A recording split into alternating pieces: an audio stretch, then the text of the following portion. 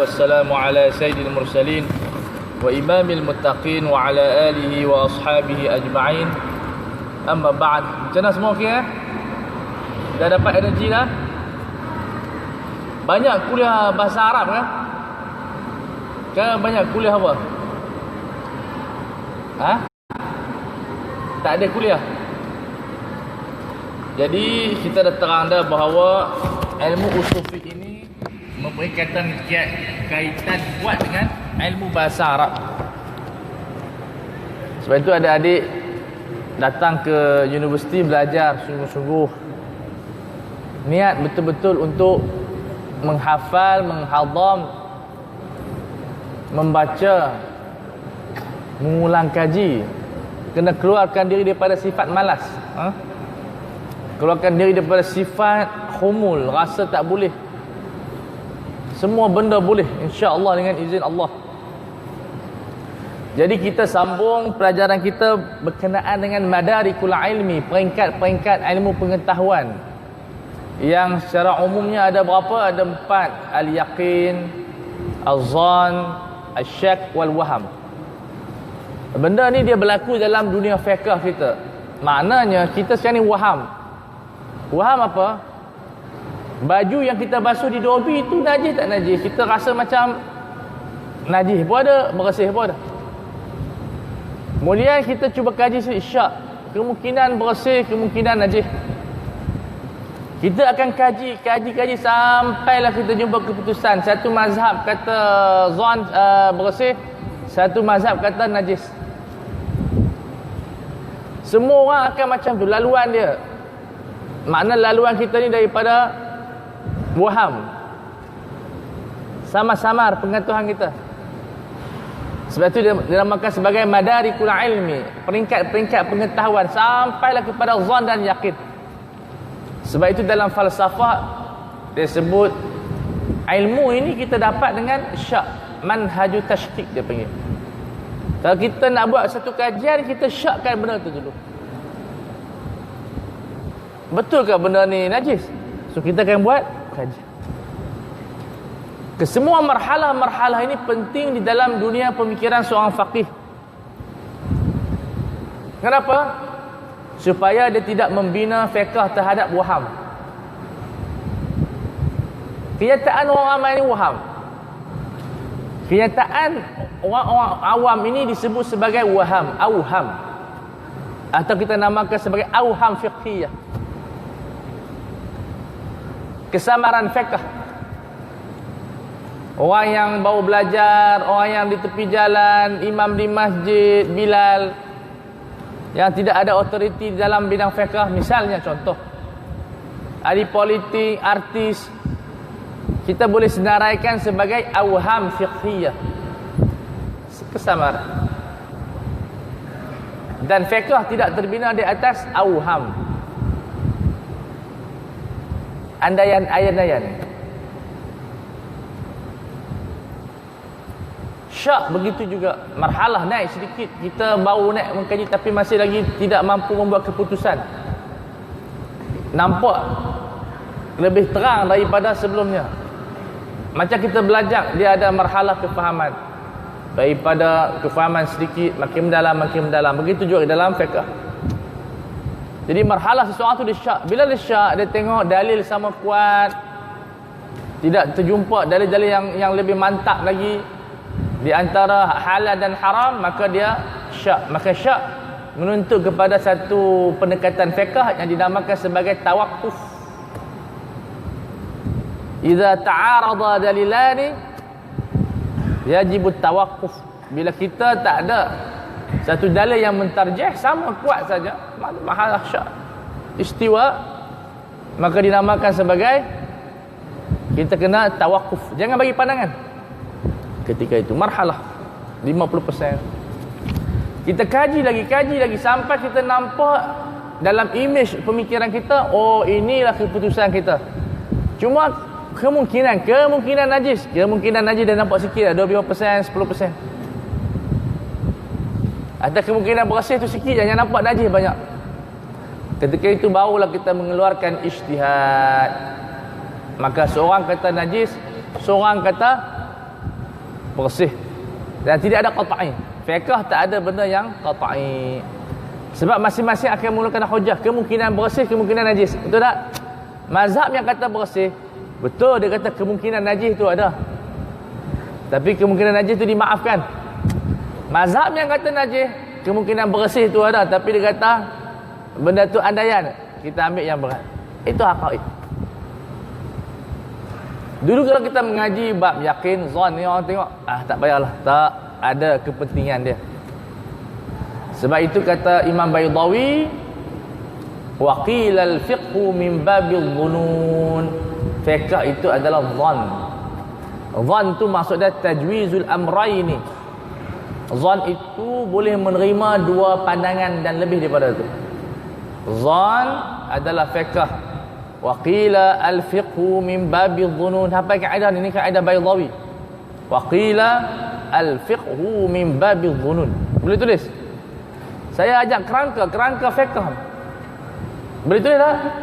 Al-fiqhu min babi al-dhunun. Dhan, jamak dia.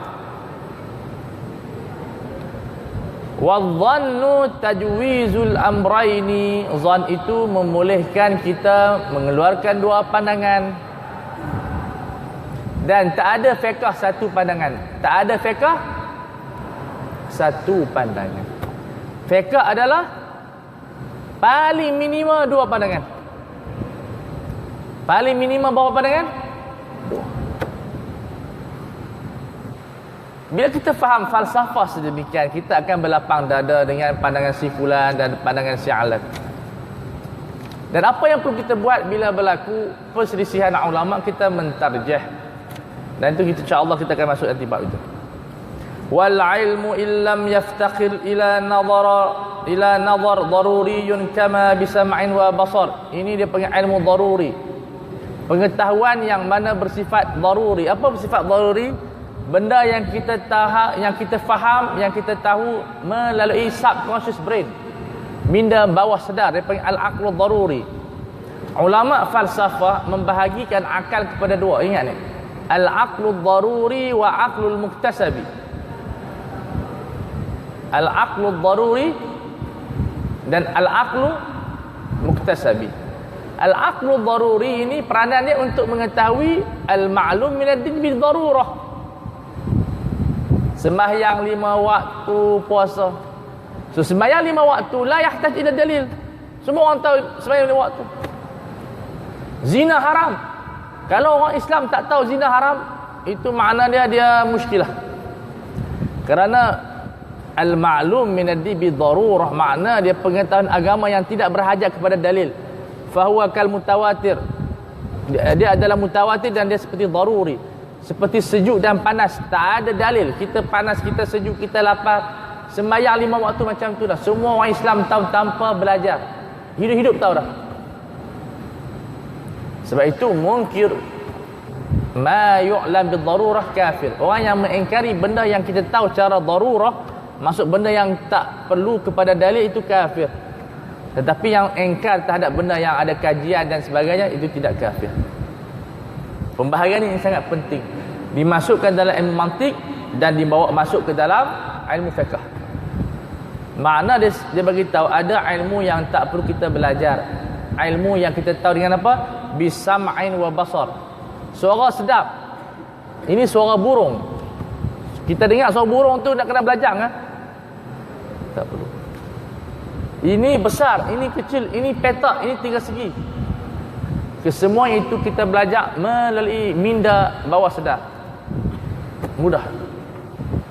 Kemudian kita ada ilmu yang kita perlu kepada kajian yang dipanggil sebagai ilmu muktasabi. Yang ni kena ada akal. Yang ni mesti ada brain. Yang dipanggil sebagai al-aqlu muktasabi. Kita ada keupayaan, kita mencari dalil, kita mencari keputusan. Yang kita sebut sebagai al-muqaddimatul kubra dengan al-muqaddimatus sughra, kemudian al-haddul awsat, kemudian an-natijah. Itu cara kita fikir. Kita ada dalil, kita kes. Al-muqaddimah kubra tu dalil. Al-muqaddimah surah itu apa dia? Kes. Al-haddul awsat itu adalah illah. An-natijah, keputusan. Semua kehidupan kita macam tu. Ada dalil, ada kes, ada reason, ada keputusan. Dan itu cara kita berfikir dalam setiap keputusan yang kita buat. Kes yang berlaku di-refer kepada apa? Okey. Pasal apa kamu refer kepada dia? Sebab ada reason. So natijah dia apa? Semua ilmu bergerak. Tak kira ilmu sains ke matematik, tanpa disedari kita berjalan mengikut kaedah Aristotle ini. Al-Muqaddimah Surah Kubra, Al-Hadd Al-Awsat atau Ailah nama dia. Kemudian An-Natijah. Natijah nama dia Al-Hukmu Syar'i. Dalam mantik dia panggil natijah. Dalam fiqh dia panggil apa? Hukum syar'i. Hukum syar'i ini sinonim kepada natijah. Kita namakan hukmun syar'iyyun ataupun natijatun fiqhiyah. Boleh nampak tak? So kita nak tahu wuduk itu wajib dalam sembahyang. Ulama buat kajian sampai kita sampai kepada wuduk itu wajib. Maka ini ilmu dia panggil ilmu muktasabi. So dalam setiap yang kita belajar dalam universiti ni, kebanyakan dia adalah ilmu muktasabi. Sebab kita kena belajar. Sembahyang 5 waktu kita belajar kan? Kewajipan 5 waktu tu tak belajar. Mak kita cerita semua tahu macam tu je. Sembahyang khutbah hari Jumaat kita belajar kat sekolah kan? Benda tu ma'ruf. Tetapi cara nak menyampaikan khutbah kena belajar. So yang kena belajar nama dia ilmu muktasabi. Yang tak perlu belajar nama dia ilmu daruri. Begitu dalam fiqh ada daruri fiqh, ada muktasabi fiqh. Jelas Baik. Wal ilmu wa ghairuhu muktasabun. Selain daripada benda yang tidak berhajat kepada, yang berhajat kepada apa? Dalil, maka dinamakan sebagai ilmu muktasab. Ilmu yang perlu kita belajar pergi sekolah. Yang orang sebut arkanul ilmi adalah khamsah. Ingat, rukun ilmu ada berapa? Setiap universiti ada cara dia, ada kuis, ada yang tu, ada yang ni. Ini dia panggil arkanul ilmi. Sepakat ulama. Bila orang tu tak jadi student, tak ada guru, tak ada kitab.